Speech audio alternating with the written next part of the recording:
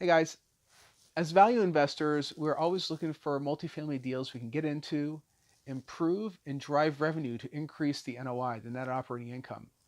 This is referred to as forced appreciation. When you, as the investor, are actively working on the property to improve cash flow and reduce expenses. This is different from natural appreciation, where the market is driving the increased value of the property.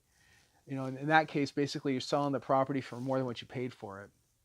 You have no control over this type of appreciation, and it's not always guaranteed.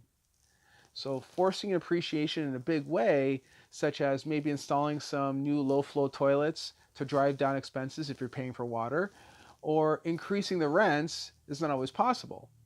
Perhaps you don't want to invest the time and the money into all the plumbing work that has to get done, or maybe you're already close to the market rents maximum. Regardless, there are still some ways you can improve the NOI and force appreciation and maybe reserve the cost intensive tactics for later on down the road. So here are my 5 affordable ways to force appreciation in your multifamily deal. So number one, you could install coin operated washers and dryers.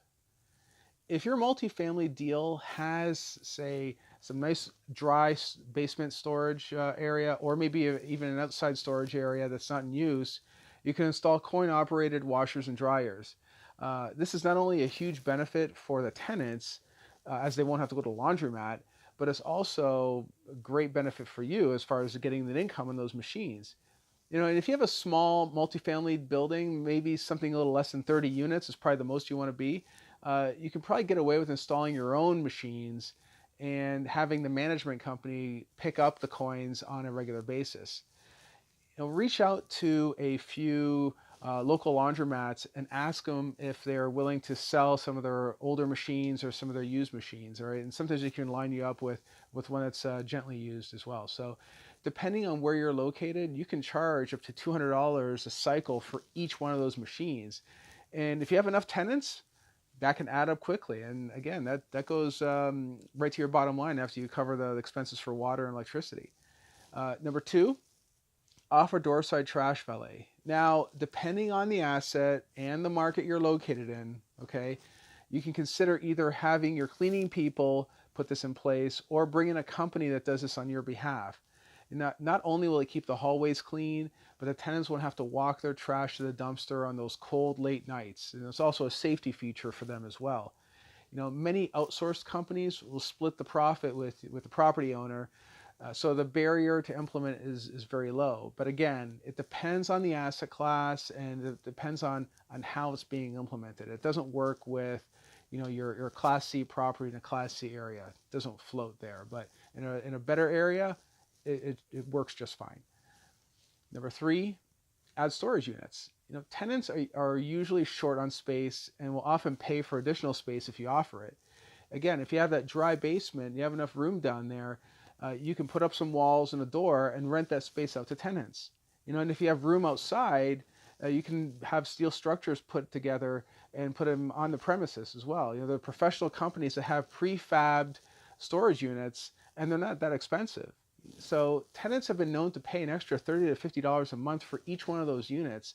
And after you cover the cost of building it, all that cash goes straight to the bottom line. So that's another great source of income and very, very easy and simple to do.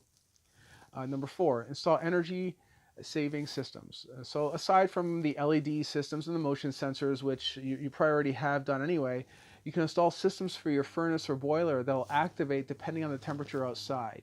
There's usually some cash to kick up for the install, right? It might cost anywhere between $1,500 to $2,000, but it'll pay for itself within 2 months if you're paying for the heat for your tenants in some of those older buildings, especially, right? And number five, install security cameras. While this is not an income generating investment, it does increase the overall value of the property. Those active cameras will keep an eye on your investment while giving the tenant some peace of mind. In some cases, they may even make the difference between the tenant moving to your building versus one that doesn't have such a system. Anyway, what are some of the low cost or affordable ways you're driving income or reducing expenses?